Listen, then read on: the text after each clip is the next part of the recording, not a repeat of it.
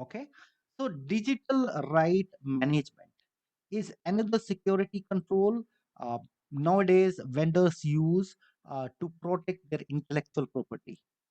How do we use it? For example, simple. You want to use iTunes, then you have to play iTunes only in iTunes software only, isn't it? And to get that software, you have to pay the subscription. As good as that. Okay, so that is how the vendors are really, you can say, concerned protecting their intellectual property, so that somebody should not, in an unauthorized way, copy them, or just share their creation to somebody in an unauthorized way, right? Without taking the subscription. Okay, so that is where digital right management is the right technology which is now being heavily used in the industry, especially at the moment cloud has come. Many new software as a service has popped in, and that is where everybody is focusing on protecting their own intellectual property, and they are using digital rights management. So basically, digital right management helps set up technical limitation on how copies of that information may be used. Okay, major focus is to protect your intellectual property, and how it helps you. Uh, it it prevents anybody from editing a particular document which is signed by your DRM. Okay, then restrict sharing or forwarding. You cannot share that. You cannot forward that to somebody if the author is not permitting us. Okay, then restrict printing. You cannot even print the particular document. You cannot disable screen. You cannot take screenshot. You cannot share your screen and show it to somebody else. No, you can't.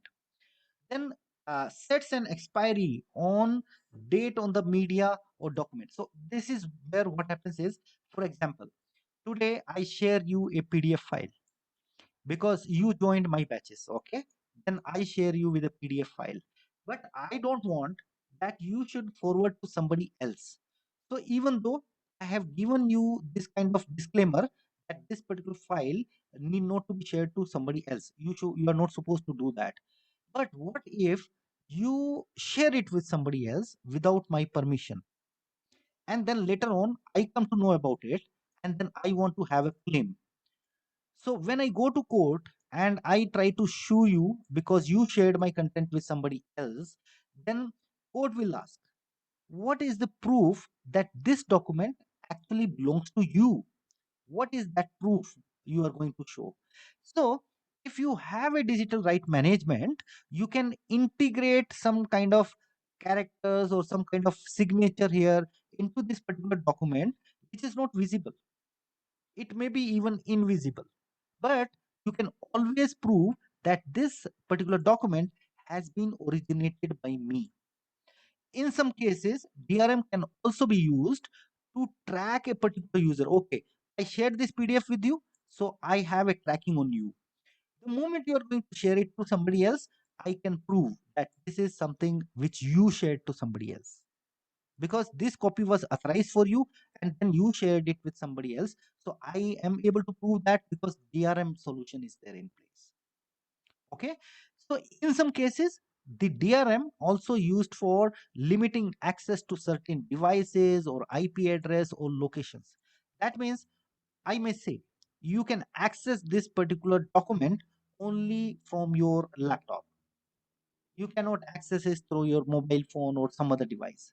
You cannot run it from a desktop which is there at some other location. You can't do it. You can also restrict it to a particular IP address. I want that this should only be kind of accessible through this particular subnet ID. Okay, that we can do. It can also be based on location. People only belonging to Africa can actually access this document.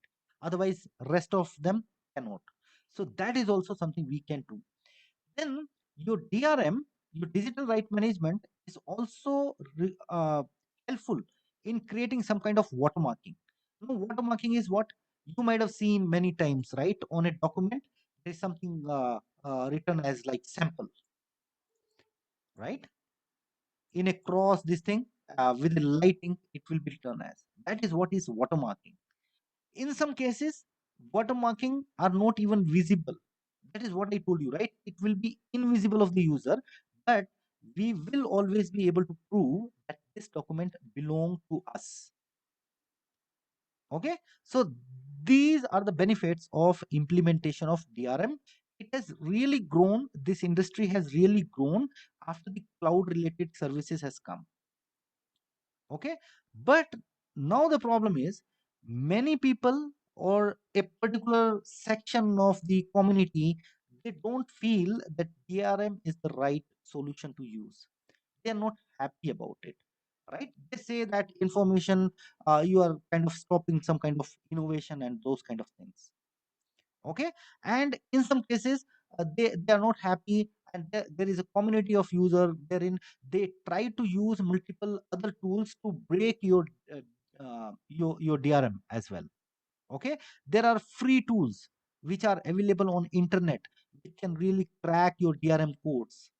Okay, which is normally unethical, but these kind of tools are readily available on internet, right? So that is what we need to understand about digital right management.